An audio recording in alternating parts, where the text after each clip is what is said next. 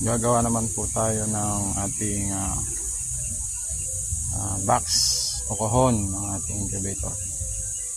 Yan, assemble na po tayo.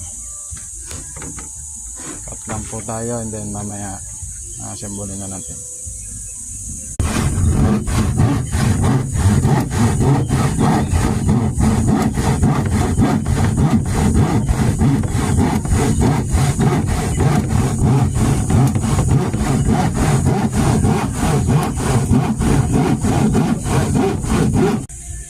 Ayan, nakapag-cut na tayo guys ng ating gagamitin.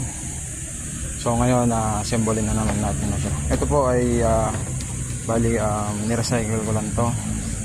Nahingi ko sa tropa itong kanya, kaya ito na yung gagamitin kong yun. Napadugtong na po natin yung ating kinat kanina.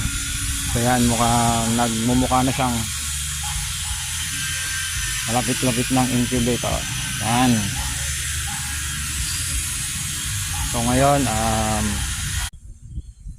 mga kabibe, yan, nalagay na din natin yung holder ng ating fan at ilaw. Dito na siya, dito may space. Yan. Tapos meron din siyang cover doon sa likod. Ito nya. So yan, kung mapapansin nyo, yan, nalagay na natin yung kanyang egg tray. Ngayon yung kanyang motor, ilalagay na lang natin yung kanyang motor. Yan.